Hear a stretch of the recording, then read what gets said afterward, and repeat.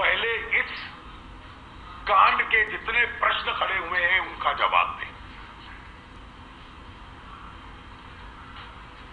मैं एक विषय और रखना चाहूंगा आपके समक्ष।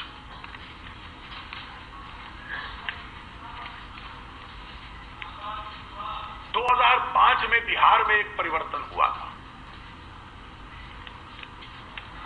और उस परिवर्तन के बाद बिहार में केवल सरकार नहीं बदली, बिहार का राजनीतिक एजेंडा बदल गया है। बिहार की राजनीति की शैली और भाषा बदल गई है। वहां प्रशासन, शासन और सुशासन से संबंधित विषय उभर कर सामने आए हैं।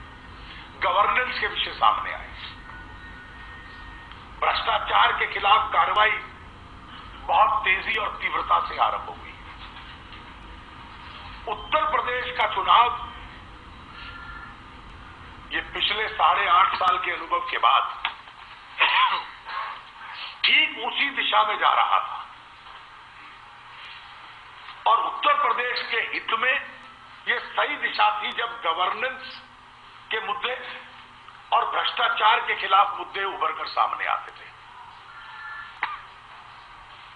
इस प्रक्रिया को रोकने का काम और प्रयास कांग्रेस पार्टी ने किया और बांटने की जो उनकी राजनीति थी उसके माध्यम से किया। केंद्र में ओबीसी कोटा में 4.5% मजहब के आधार पर होगा, उत्तर प्रदेश में 9% मजहब के आधार पर होगा। मैं एक स्पष्टीकरण कर दूं कि इस 9% को 9% कहना गलत है। ये 27 का 9 है, 100 का 9 नहीं है।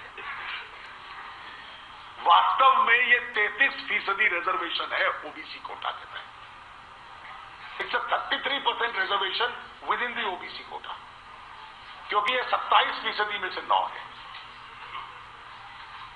और इसलिए मैं अपने साथियों से भी कहता हूं कि इसको 9% कहने की गलती मत कीजिए। It's a 33% reservation with in the OBC Kota. ये जो उनके मुंह से सच्चाई निकली थी ये है। और समाज को बांटना और उसके आधार पर वोट बैंक की राजनीति करना ये कांग्रेस ने यहां किया और स्वाभाविक है दूसरे दोनों दल भी ये कर रहे हैं। आज से हमारा चुनाव अभियान काफी तेजी से पकड़ा है। हमारे कई केंद्रीय नेता भी यहां हैं। भारतीय जनता पार्टी केवल 2 बड़े मुद्दे मैं आपके सामने रखना चाहूंगा उत्तर प्रदेश के संबंध में। हमारी जितनी ताकत बढ़ती है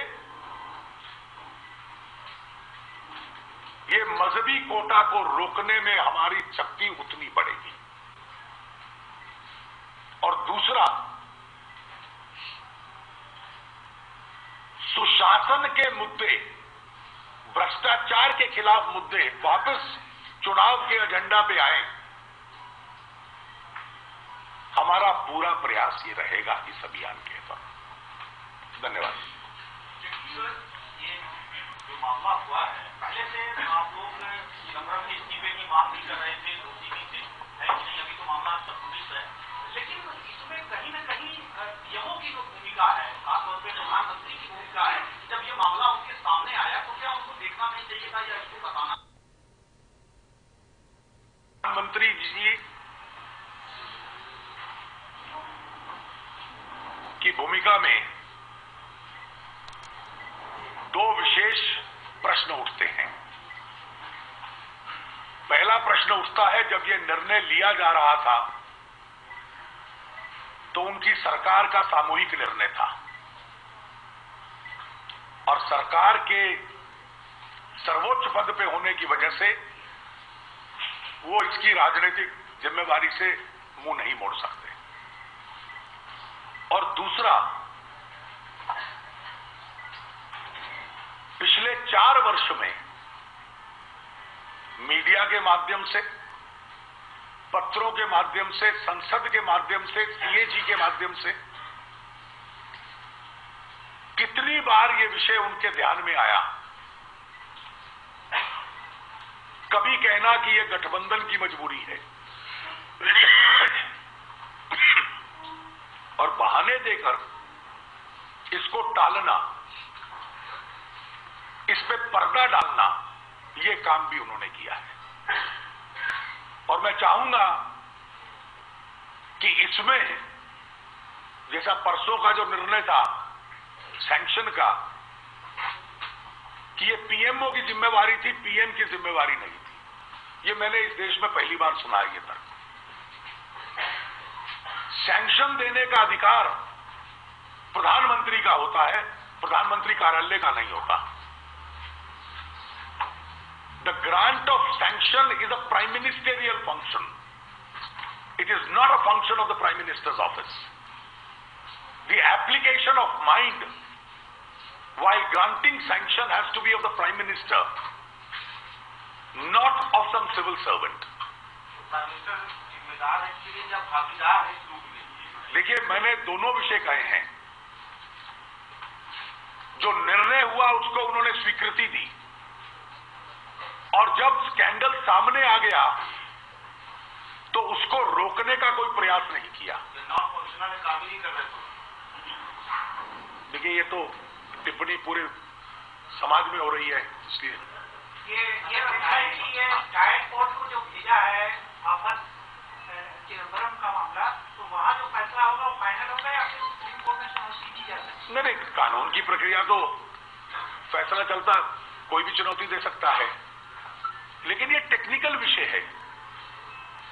पूरी ट्रांजैक्शन फ्रॉड्यूलेंट थी। The grant of licences was fraudulent, it was illegal on various counts. The only question is who all are responsible? Is only one man responsible, और those who consented to it and gave, those who acquiesce to it are also responsible. अब तो केवल इतना ही विषय रह गया। जो मंत्री कह रहे थे कि 0 लाख हुआ, कहीं उनकी भी भूमिका है? देखिए, वो तो इसमें कवर अप का हिस्सा बन रहे थे।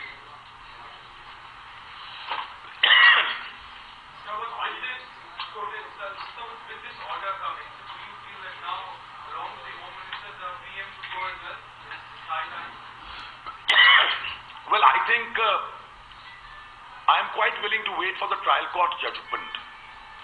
But at the same time, I will say that the Home Minister's continuation in office, he must himself consider, is becoming increasingly untenable.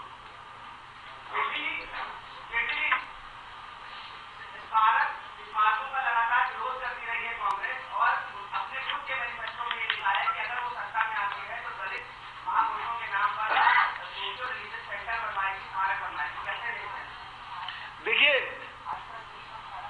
किसी महापुरुष के स्मारक बने, समाज में कोई इसका इतराज नहीं करेगा, लेकिन राजनीतिक उद्देश्य के साथ केवल एक वर्गों के बने, कठिनाई तब आती है क्योंकि समाज को फिर बांटने का प्रयास बनता है।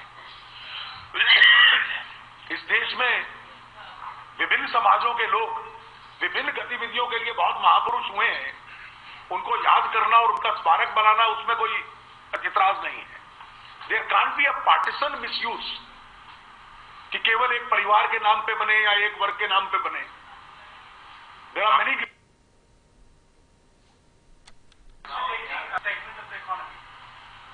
The government, the clumsy manner in which the government handled this issue, I think has hurt one of the fastest growing sectors of the economy. And that is exactly what I said. You needed to attract investment, both domestic and foreign, in this sector. Instead, you made India a capital of crony capitalism. You subverted the first come, first serve to select people in a manner that only your choicest people could get in. Real estate players players overnight became telephone operators.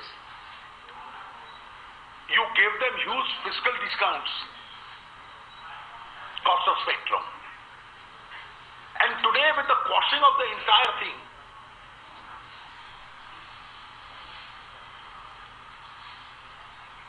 a scrambled egg can't be unscrambled. It has been quashed. It has been thrown away. So look at the kind of signal we have now sent because of the corruption of this government to the world as far as our own economy is concerned. This is not merely a case of some ministers being involved in formulating a policy which is motivated to help a few people. The system has shown its strength. The system has now hit back. And while hitting back, the kind of repercussions are going to be earth-shaking.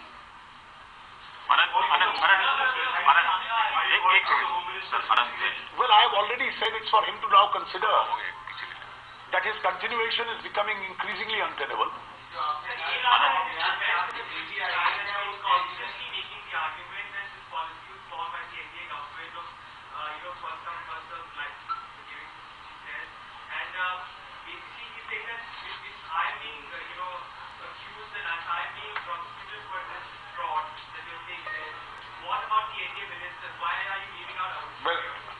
Well, the CBI has already investigated his conduct and found nothing. And secondly, you can't bring a moral equivalence between one of India's most honest ever ministers and somebody who indulged in the most dishonest transaction.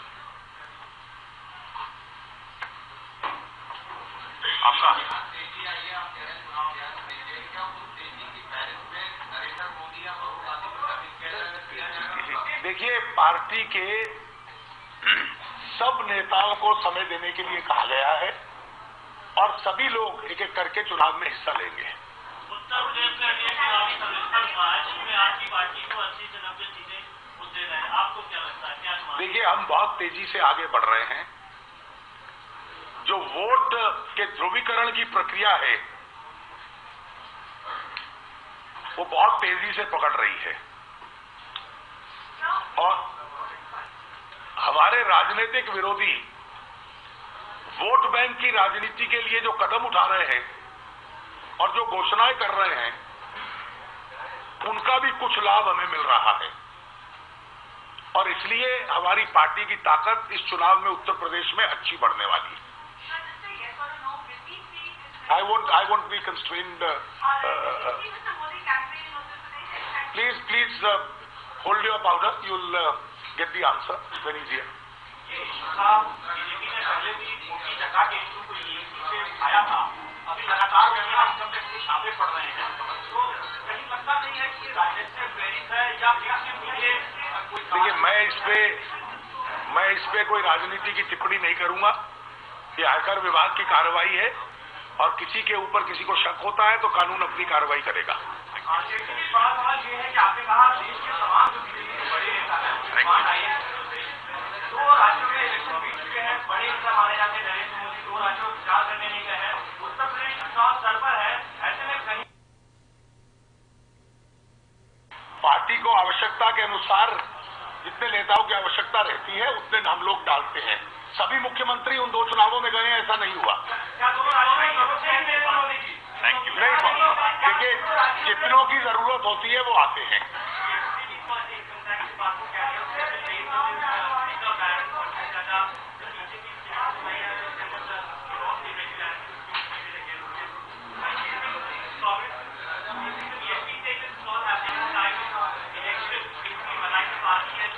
I would say let us wait for the evidence to come out and let the entire procedure of the income tax department go ahead.